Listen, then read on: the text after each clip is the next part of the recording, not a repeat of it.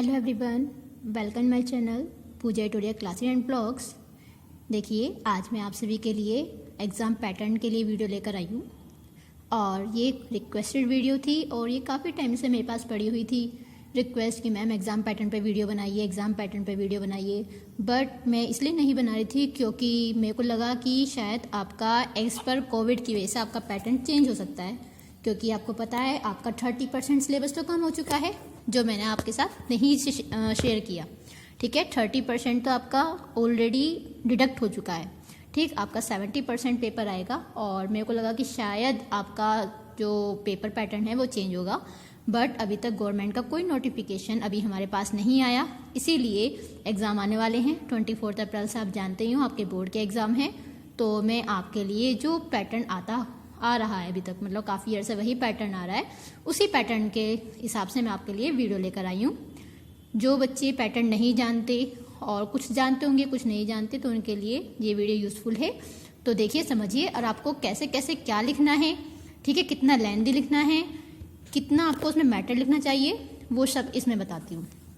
सबसे पहले आपको पता है आपका जो पेपर होता है वो 70 मार्क्स का होता है। ठीक, 70 मार्क्स का आपका पेपर होगा, जिसमें कि आपको पता है 30 मार्क्स आपके प्रैक्टिकल के होते हैं।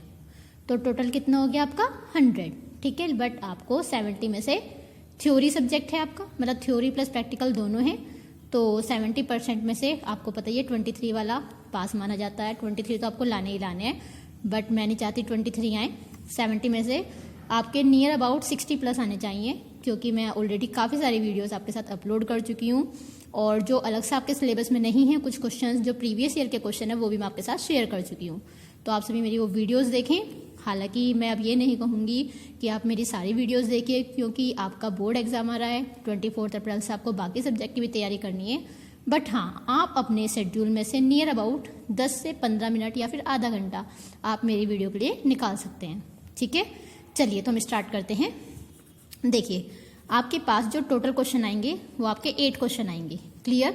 टाइम आपको पता ही है आपका 3 आवर्स होता है। अब आपको 15 मिनट और दे दी गई हैं, तो 3 आवर्स 15 मिनट्स होता है। बट हम वो 15 मिनट्स आपको रिवीजन के लिए बेसिकली दी जाती है। आप लोग 3 आवर्स के अकॉर्डिंग अपना पेपर कंप्लीट करेंगे। सबसे पहले बात करते हैं हम MCQ। आपके पास देखिए 5 MCQ क्वेश्चन आएंगे। ठीक है, 5 MCQ क्वेश्चन में ये कितने मार्क्स से होंगे? 5 marks each, sorry 1 marks each, तो 5 मार्क्स हो गए। तो सबसे पहले आपके क्या आएंगे? MCQ। आफ्टर डेट बेटा आपके आता है 1 मार्क्स में ही क्वेश्चन आते हैं। 5 क्वेश्चन आपके आएंगे 1 वर्ड या फिर आप 1 लाइन भी बोल सकते हो। इसमें आपकी फुल फॉर्म भी हो सकती है और इसमें आपकी कहें तो 1 लाइन आंसर भी हो सकता है और 1 वर्ड क्वेश्चन भी हो सकता है। एक चीज़ और, मैं एक बात आपसे शेयर करना चाहूँगी। बहुत से बच्चे क्या करते हैं, बोर्ड एग्ज़ाम हो चाहे होम एग्ज़ाम हो, MCQ क्वेश्चन करते वक्त वो अपने 4 ऑप्शंस लिखते हैं और एक पर टिक लगाते हैं। That is wrong method. आपको टाइम सेव करके चलना है और आपका पूरा कंप्लीट करना है। तो सबसे पहले आप सिर्फ वही क्वेश्चन देंगे, मतलब वही आंसर लिखेंगे जो आपका वैलिड है। ठीक है, आप कभी भी क्वेश्चन नहीं उतारेंगे। और देखिए, आपको क्वेश्चन उतारने की नीड ही नहीं है। सिंपली देखो, 2 मेथड है, या तो आप फर्स्ट एंड लास्ट वर्ड लिख कर डैश लगा दीजिए, जैसे आप हिंदी में संदर्भ और भावार्थ लिखते हैं, something like that. But examiner को पता है क्वेश्चन पेपर उसके हाथ में होता है जिस टाइम वो कॉपी चेक कर रहा होता है, और आपके सीरियल नंबर से उसको पता होता है। तो आप यूज़ देखिए, पहले तो जो सबसे अच्छी बात है आपको यही करना है कि आपको सीरियली लेने हैं क्वेश्चन।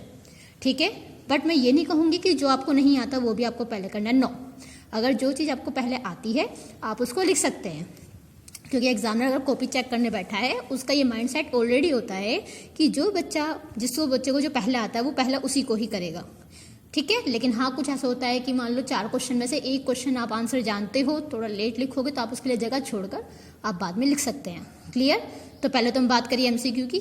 MCQ में सिर्फ आपको क्या करना है, जो आपका सही आंसर है वही लिखना है, दैट्स इट। उसके अलावा आप कुछ नहीं करेंगे, सिर्फ 1 वर्ड या 1 लाइन। इसमें भी देखिए, जितना आपसे पूछा जाए आपको सिर्फ उतना ही आंसर देना है। अगर मैंने जैसे आपसे बोला व्हाट इज़ कैरेक्टर सेट, मैंने आपसे एग्जाम्पल नहीं पूछे, मैंने पूछे कैरेक्टर सेट क्या होता है, तो सिर्फ आपको कैरेक्टर सेट के बारे में बताना है। आपको उसका प्रोग्राम लेकर ये नहीं बताना। या फिर अगर मैं आपसे पूछूं what are the stages of program development, तो सिर्फ नेम आपको लिखने हैं। अगर आपसे बोले नेम तो आपको नेम लिखने हैं, कुछ क्या करते हैं, नेम के साथ एक्सप्लेन भी करते हैं, उसको लगता है कि एग्जामिनर ज़्यादा लिखकर उनको ज़्यादा मार्क्स दे देगा। नो, ऐसा नहीं होता। आप खुद समझिए, आपका 1 मार्क्स का क्वेश्चन है तो 1 मार्क्स में नियर अबाउट 1 लाइन और 2 लाइन, दैट्स इट, इससे ज़्यादा नहीं होता। क्लियर? 10 मार्क्स हो गए टोटल। उसके बाद देखिए 2 क्वेश्चन आपके, फिर थर्ड और फोर्थ जो क्वेश्चन होते हैं वो होते हैं आपके very short type. Very short type means 3 to 4 line answer. क्यों? क्योंकि आपका 2 मार्क्स का क्वेश्चन होता है, 5 क्वेश्चन होते हैं तो 2 5 10। तो आपको क्या करना है, उसी के अकॉर्डिंग जितना उसने पूछा है आप सिर्फ उतना ही लिखेंगे। सपोज ने पूछा what is flow chart, flow chart होता क्या है, तो सिर्फ आप फ्लो चार्ट के बारे में लिखेंगे। या फिर अगर उसने पूछा व्हाट इज ट्रुथ टेबल, ठीक है, ये क्वेश्चन आया हुआ था, मैंने आपके साथ रिपीट किया है कि ट्रुथ टेबल क्या होता है, तो आप सिर्फ क्या बताएंगे, ट्रुथ टेबल बताएंगे, उसकी 1 लाइन में आंसर देंगे। हाँ, एग्जाम्पल सिर्फ आप उसको ड्रॉ नहीं करके दिखाना, ठीक है, आपको सिंपली सिर्फ 1 लाइन में आंसर लिख के फटाफट कर देना है। क्वेश्चन नंबर 3rd और 4th सेम, दोनों सेम होते हैं। इसमें पैटर्न क्या है, 2 क्वेश्चन सेम सेम ले रखे हैं। जैसा फर्स्ट और सेकंड 5 मार्क्स के हैं, 3rd और 4th वेरी शॉर्ट है तो 10 मार्क्स के हैं। क्लियर? एक बात और, आपकी प्रेजेंटेशन नीट एंड क्लीन होनी चाहिए, आपकी राइटिंग नीट एंड क्लीन होनी चाहिए। कोशिश कीजिएगा लास्ट में हर आंसर के बाद लाइन ड्रॉ करें, ठीक है, उससे प्रेजेंटेशन अच्छी होती है। जो आपके लॉन्ग क्वेश्चन जैसा आप लिखते हो क्वेश्चन नंबर 1, ठीक है, जो क्वेश्चन नंबर 1 MCQ है तो बड़ा सा एटलीस्ट 3 लाइन में या 2 लाइन में MCQ लिख दीजिए। और एक ना मार्कर टाइप आता है ब्लैक कलर का, आप उसको यूज कीजिए एज पर हेडिंग्स पर्पस, ठीक है, जो आपकी हेडिंग्स है वो, या फिर जो आपकी अंडरलाइन है, हमेशा जो मेन वर्ड है उसको अंडरलाइन करना भूलना मत। और जो आपको लगता है कि यहाँ पर डायग्राम बनना है, और डायग्राम बनने से क्या होता है आपके आंसर में एक और कहते हैं ना एडिशनल चीज़ें आ जाती हैं, तो आप वहाँ पर डायग्राम शो कर सकते हैं। तो 3rd और 4th आपके वही हैं। उसके बाद 5 और 6 आपके शॉर्ट क्वेश्चन है, 3 क्वेश्चन आएंगे, 3 क्वेश्चन 1 मार्क्स 4 नंबर, मतलब 1 क्वेश्चन 4 मार्क्स का है, तो 4 3 12। ये नियर अबाउट आप खुद देख लीजिए 4 नंबर का आपका क्वेश्चन है। देखिए मैं ये नहीं कह रही कि आपको पेज भरना है, नो, पेज नहीं भरना। आपको क्या करना है, डिपेंड ऑन द क्वेश्चन कि क्वेश्चन में उसने पूछा क्या है, ठीक है।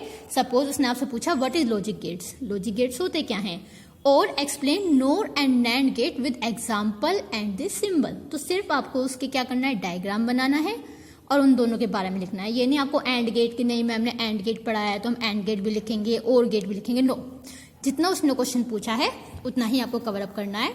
तो 5 और 6 में आपका वो कवर हो जाएगा।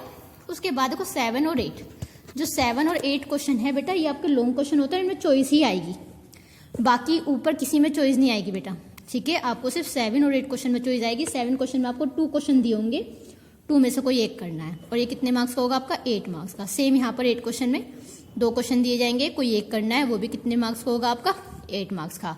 टोटल आप सम करोगे तो ये आपका 70 मार्क्स का बैठ चुका है। एक बात और, लॉन्ग क्वेश्चन कुछ टाइम से क्या कर दिया है, ये क्या करते हैं, सपोज मैं आपको एक लिख के बताती हूँ। सपोज क्वेश्चन नंबर 7 आपको कोई लॉन्ग क्वेश्चन दिया है, ठीक है, तो उसी में वो 2 पार्ट दे देंगे 4-4 नंबर के, ये भी 4 मार्क्स, ये भी 4 मार्क्स, तो ये 8 मार्क्स हो गया। और फिर यहाँ पर और करके चॉइस दे देंगे और फिर से 2 क्वेश्चन दे देंगे, ठीक है, ये भी 4 मार्क्स, ये भी 4 मार्क्स। आपको ये नहीं सोचना कि हमें ये करना है या ये करना है, नो। और मतलब या तो उससे ऊपर वाला करो जो आपके 4-4 नंबर में डिवाइडेड है, या उससे नीचे वाला करिए, ठीक है। तो इसी तरीके से 7 में आएगा, इसी तरीके से 8 में आएगा। दैट मीन्स आपको सिर्फ 7 और 8 क्वेश्चन में ही चॉइस आएगी, उसके अलावा आपके पास किसी में भी चॉइस नहीं आएगी, ठीक है। और अपनी प्रेजेंटेशन अच्छी रखिएगा। ये पेपर पैटर्न मैं बता चुकी हूँ, 70 मार्क्स का पेपर होता है। और प्लीज़ आप मेहनत कीजिए, और किसी की कोई भी क्वेरी है तो मुझसे पूछ लीजिए। वीडियोस अब आपको मिलती रहेंगी, बीच में स्किप हो जाती हैं क्योंकि टाइम नहीं मिल पाता। अपने बिजी शेड्यूल में से आपके लिए टाइम निकाल कर वीडियो बनाती हूँ, तो मैं कोशिश करूँगी आपको और आने वाली वीडियोस मिलती रहें। अपडेटेड जो आपकी प्रीवियस ईयर कुछ क्वेश्चंस हैं वो आपको मिलते रहें, ठीक है। आज के लिए इतना ही। पेपर पैटर्न जरूर देख लीजिएगा। And thanks for watching and keep support to me. Good bye.